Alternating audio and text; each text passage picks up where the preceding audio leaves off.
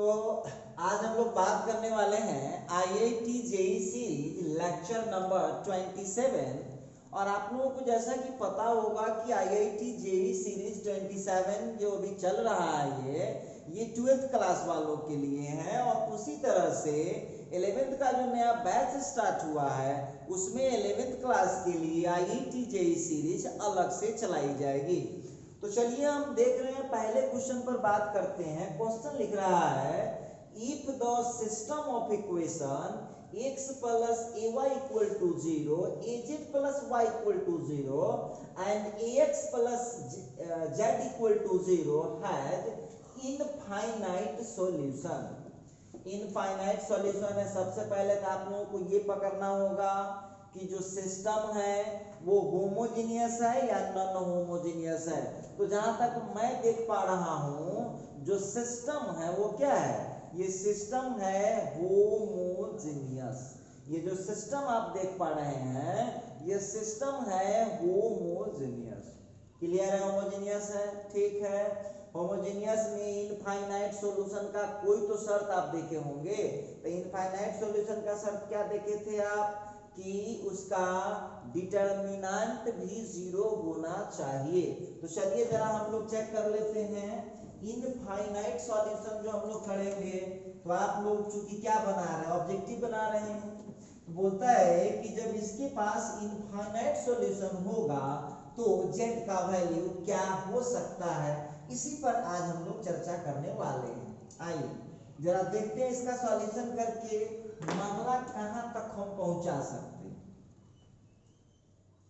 Solution करें हम लोग।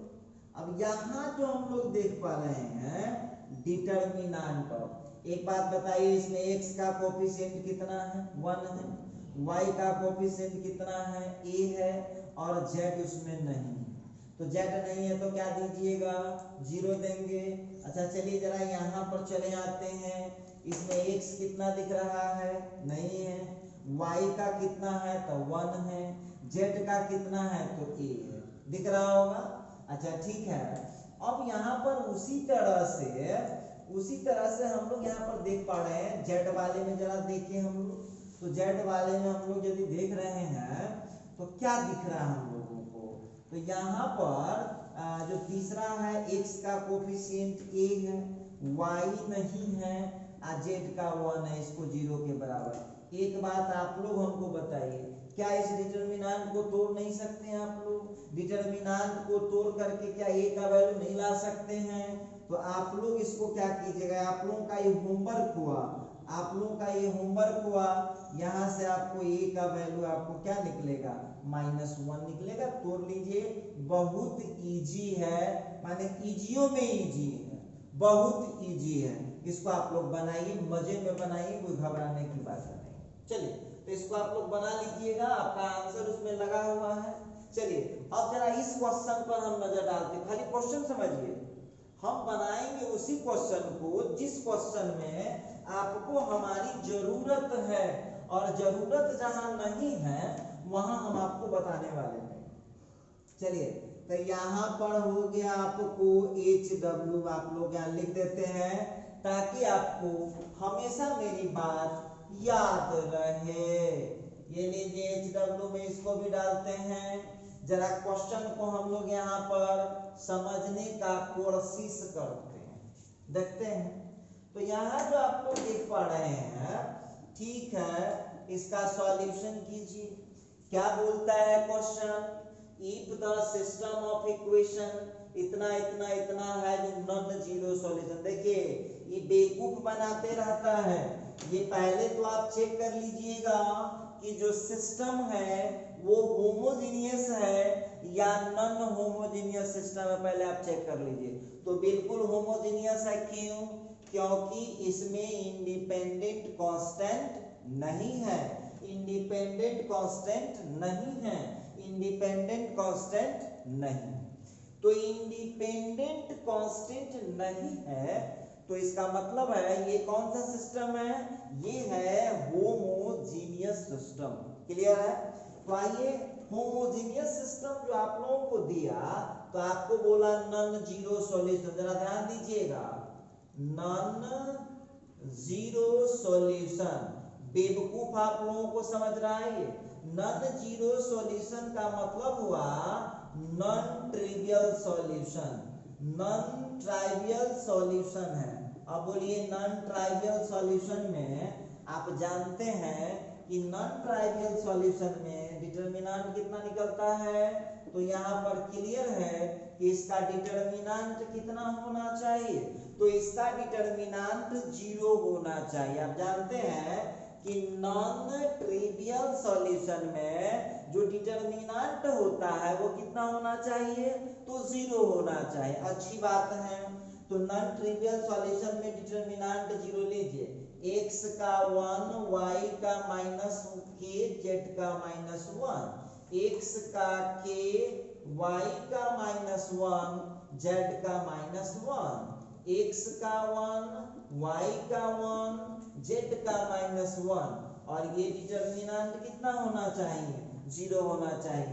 फिर उसी तरह से जैसा आप लोगों को बताया गया है, इसको प्रेम से इसको देखिए, इसको इत्मीनान से तोड़िए, घबराने की कोई बात नहीं है। इससे आप लोगों को k का वैल्यू निकल जाएगा। तो k का यहाँ पर आपको दो वैल्यू आ जाएगा, एक आएगा -1 और एक वैल्यू आ जाएगा +1।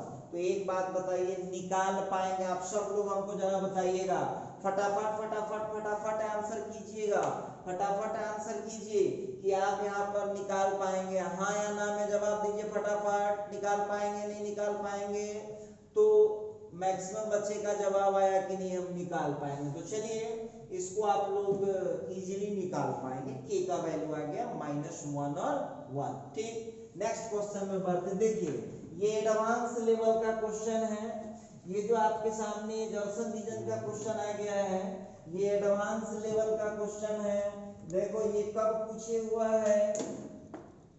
तो ये पूछे हुआ है आपको IIT JEE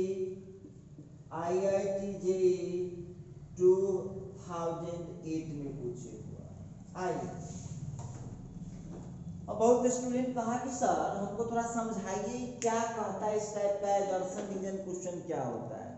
तो 4 कंडीशन दिया, पहले कंडीशन को समझिएगा। क्या लिखता है? When both statements 1 and 2 are true, मतलब ये स्टेटमेंट 1 भी सही है, स्टेटमेंट 2 भी सही है, and second is correct explanation of 1, मतलब जो सेकंड है वो फर्स्ट का करेक्ट एक्सप्लेनेशन है, मतलब उसको एक्सप्लेन कर देता है।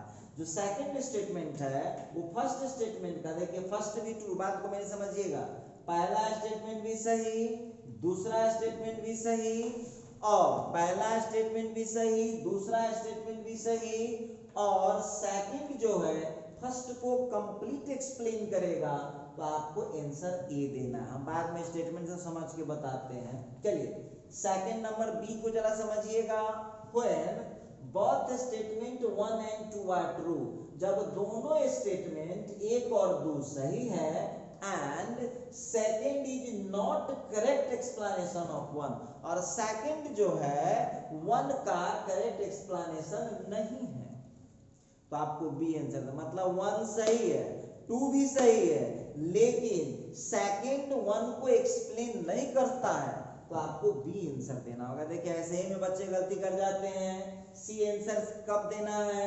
When statement 1 is true, जब स्टेटमेंट 1 सही होगा, and statement 2 is false, statement 2 गलत होगा, तो वहां पर आपको देना पड़ेगा आंसर सी। और डी में लिखता है स्टेटमेंट 1 इज फॉल्स, स्टेटमेंट 1 गलत है और स्टेटमेंट 2 जो है वो सही है, तो आपको आंसर डी देना पड़ेगा। समझ, एक्सप्लेन कंडीशन समझ में आ गया। आइए अब जरा क्वेश्चन पर सब कुछ डिपेंड करेगा कि क्वेश्चन कहना क्या चाह रहा है। पहला लिखा स्टेटमेंट 1 में consider the system of equation, तो क्या ये सिस्टम सही नहीं है? बिल्कुल सही है। 3/3 ऑर्डर का सिस्टम है, x y z x y z x y z. तो हम ये बात कह सकते हैं कि पहला स्टेटमेंट बिल्कुल करेक्ट है। अच्छा चलिए, पहला स्टेटमेंट बिल्कुल करेक्ट है हम यहाँ पर देख पा रहे हैं। चलिए कोई घबराने की बात नहीं है, जरा आगे बढ़ता हूं। इसके बाद थोड़ा सा हम बात को आगे बढ़ा लेते हैं। स्टेटमेंट 1 करेक्ट है, इसको सॉल्यूशन करना ध्यान दीजिएगा। अब जो है और दूसरी चीज है, देखिए कंपटीशन लेवल का पढ़िएगा तो थोड़ा मेहनत कीजिएगा, और नहीं तो आपको बोर्ड लेवल का तो है ही है ऐप पर सारा वीडियो, वहां पर आप पढ़िए, क्या दिक्कत है। सॉल्यूशन जो हम करने वाले हैं, जरा इस सॉल्यूशन पर आप ध्यान दीजिएगा क्या कहना चाह रहा हूं। तो हम यहाँ देख रहे हैं कि जो स्टेटमेंट 1 है, स्टेटमेंट 1 जो है वो बिल्कुल सही है। हालांकि सिस्टम ऑफ इक्वेशन तो ठीक है। अच्छा ठीक है, इसके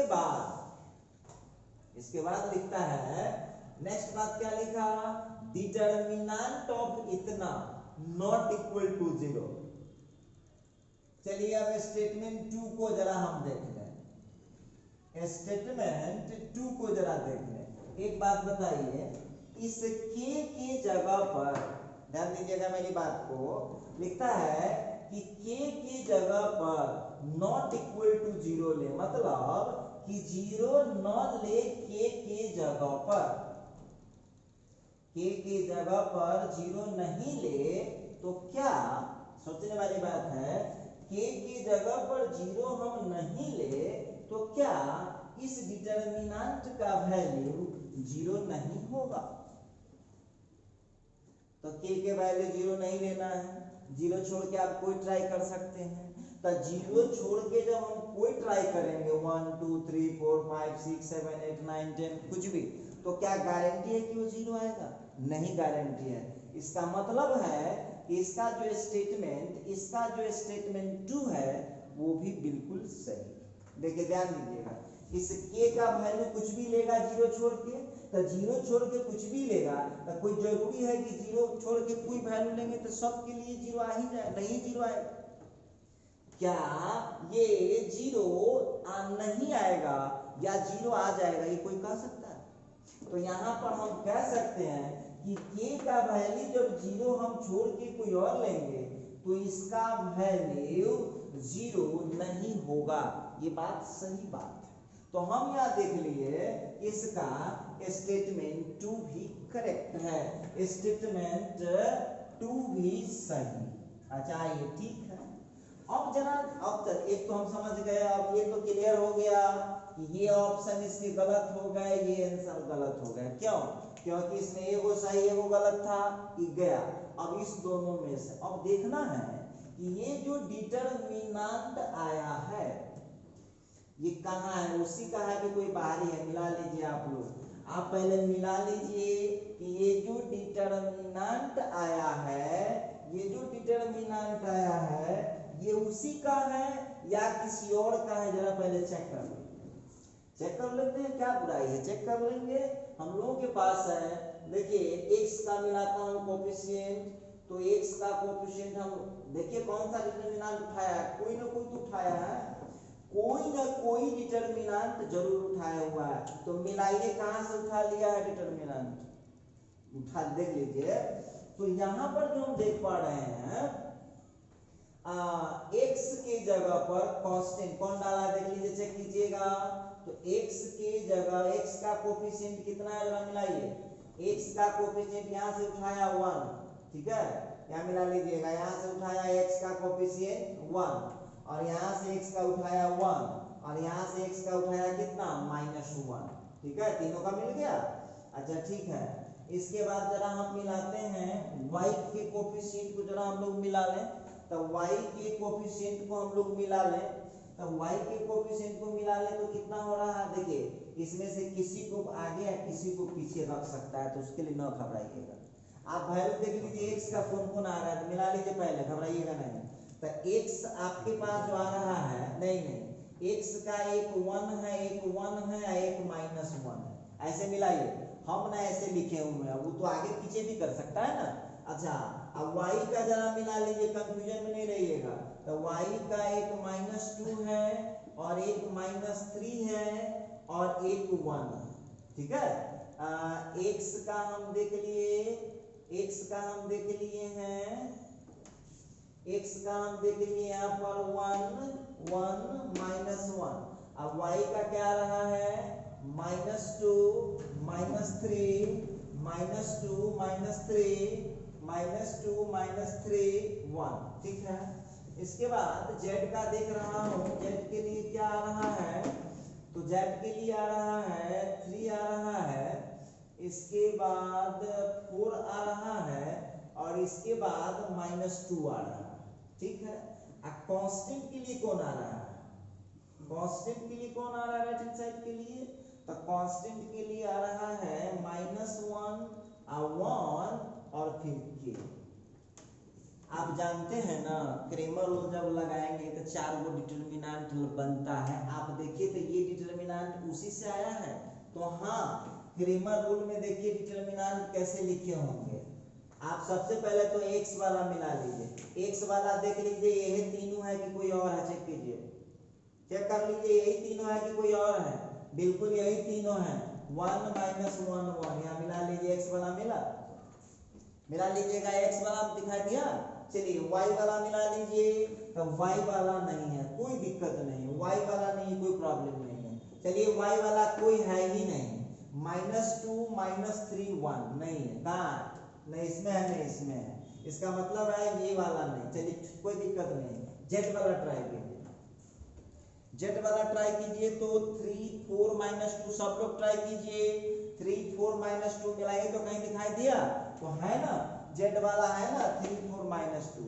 अब देखो तुम एग्जाम किसका दे रहे हो, जेई का एग्जाम दे रहे हो, अब वो भी क्वेश्चन है एडवांस लेवल का, तो क्या लगता है इतना आसानी से छोड़ देगा आपको, इतना आसान नहीं छोड़ेगा, एडवांस लेवल का क्वेश्चन है। अब बहुत विद्यार्थी तो इसी कंफ्यूजन में रह जाएगा कि सर जी ये तो 1 1 -1 होना चाहिए, हम कहते कि तुम ना ऐसे लिखे हो 1 होना चाहिए, सवाल दिया है, इसको आगे पीछे क्यों नहीं कर सकते हैं, बिल्कुल कर सकते हैं। तो आप मिला लीजिए कि ये तीनों आइटम है कि नहीं, एक्स वाला में चेक कीजिए, है ना। बहुत विद्यार्थी कहेगा सर एक्स तो हम ऐसे मिलाते हैं, तो आप जानते हैं ना डिटरमिनेंट में जो डिटरमिनेंट होता है वही ट्रांसपोज होता है, और यही तो जांच है। आप लोग जो रटते हैं या छोटा मोटा पढ़ाई करके निकलते हैं, यही तो बताता है कि आप अदर स्टूडेंट से डिफरेंट है, यही तो पता चल पाता है। चलिए y है नहीं, छोड़ दीजिए, z वाले का देख लीजिए 3 4 -2 खोजिए है। अच्छा अब एक बात कांस्टेंट देखिए तो -1 1 के कहीं दिखा कि ना, है ना -1 1, इसका मतलब है कि ये डिटरमिनेंट इसी में से आया है, तो कौन आंसर हो जाएगा, ए वाला आंसर हो जाएगा। क्यों, ये सेकंड जो है करेक्ट एक्सप्लेनेशन है 1 का, इस सेकंड कहां से आया, इसी में से आया, तो इसमें से आ गया तो करेक्ट एक्सप्लेनेशन हुआ, और उसमें से नहीं आया रहता तो आंसर कौन होता, यही देखिएगा, इसी जगह गड़बड़ करते हैं आप लोग, यही है मतलब एंट्रांस लेवल इसी का नाम है, अदर नॉर्मल स्टूडेंट को इसीलिए प्रॉब्लम होता है, वो क्या कहेगा पहले तो इसी जगह गलती कर देगा कि अरे ये तो हो रहा है 1 1 x ऐसे है, अरे भाई ये आप ना लिखे, ऑर्डर आगे पीछे हो सकता है, तो इसके लिए हम देख रहे हैं कि ये जो डिटरमिनेंट है वो कहाँ से आया है, ये उसी में से आया है, 1 में से आया है, तो बोलिए आंसर कौन हो जाएगा, तो यहाँ पर हम लिखेंगे, इसका लिखेंगे सेकंड इज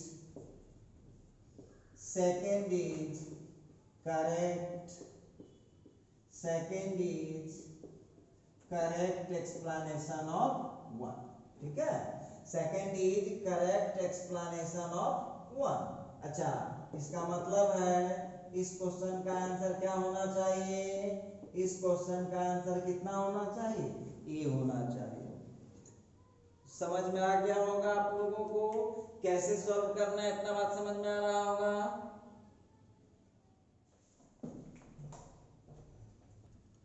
अच्छा अब जरा देखिए एक और क्वेश्चन आ गया है, लिखता है the system of equations lambda x plus y plus z equal to 0 minus x plus lambda y plus z equal to 0 and minus x minus y plus lambda z equal to 0 will have a non zero solution. अभी अभी हम बनाए हैं, देखिए तुरंत बनाए हैं non zero, तो पहले तो आपको चेक करना पड़ेगा कि जो सिस्टम है वो होमोजीनियस है कि नॉन होमोजीनियस है।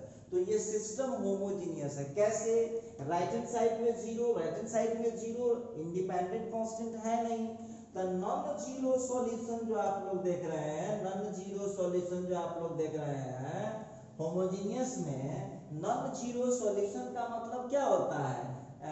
Non trivial solution. तो नॉन ट्राइवियल सॉल्यूशन जब वो कहता है तो नॉन ट्राइवियल सॉल्यूशन का मतलब आप लोग बताइए, कितना लिखिएगा, फटाफट बताइए। नॉन जीरो सॉल्यूशन का मीनिंग क्या होगा? तो नॉन जीरो सॉल्यूशन का मतलब होता है नॉन ट्राइवियल सॉल्यूशन। अब बोलिए, सभी लोग आंसर कीजिए फट से। 1 मिनट का समय देते हैं, फटाफट रिप्लाई कर दीजिएगा। सभी लोग फटाफट रिप्लाई कीजिए कि नॉन ट्राइवियल सॉल्यूशन में क्या होता है। तो आंसर क्या होगा? नॉन ट्राइवियल सॉल्यूशन में डिटरमिनेंट जीरो होता है। डाल लीजिए, x का लैम्डा 1 1 y जेड हो गया, x का -1 y का लैम्डा z का 1, x का -1 y का -1 z का लैम्डा। क्या इसको सॉल्व आप लोग नहीं कर पाएंगे? इसको फटाफट सॉल्व कर दीजिएगा, और जितना कैपेसिटी है तोड़ने का उतना फटाफट इसको तोड़ करके आपको लैम्डा का आंसर कितना आ जाएगा? 0 आ जाएगा। तो इसका मतलब है इस क्वेश्चन का आंसर कौन हो जाएगा? डी आंसर हो जाएगा। तो देखिए, आज के लेक्चर में, आज का जो हम ये IIT JEE सीरीज का लेक्चर कर रहे थे, इस लेक्चर में आज बस इतना ही। देखिए, और आप लोगों में से जितने भी लोग ये IIT JEE सीरीज के कंटिन्यूअस स्टूडेंट हैं, चूंकि अब खत्म होने वाला, अब इसका डिटरमिनेंट का होने वाला है, तो आप सभी स्टूडेंट से काइंडली रिक्वेस्ट है कि आप रिवीजन करके रखें। और मैं IIT JEE मेन एडवांस की बात नहीं कर रहा हूँ, कोई भी एंट्रेंस लेवल का क्वेश्चन है, चाहे वो बिहार इंजीनियरिंग हो, चाहे कुछ भी, आप उसको बना करके देखिए। और मैट्रिक्स में से यदि आपको एक भी फंस जाता है तो आप हमको व्हाट्सएप करके उस पर मदद ले सकते हैं। और उम्मीद करते हैं कि इतना यदि बना रहे होंगे तो दिक्कत नहीं होगा। और मंडे से संभवतः ये जो IIT JEE सीरीज है वो भी लाइव आ जाएगा। उम्मीद रखते हैं कि लाइव आ जाएगा, क्वेश्चन आपसे लिया जाएगा और फिर आप उसका आंसर रिप्लाई करेंगे। तो चलिए, आज की वीडियो में बस इतना ही, मिलते हैं अगले वीडियो में।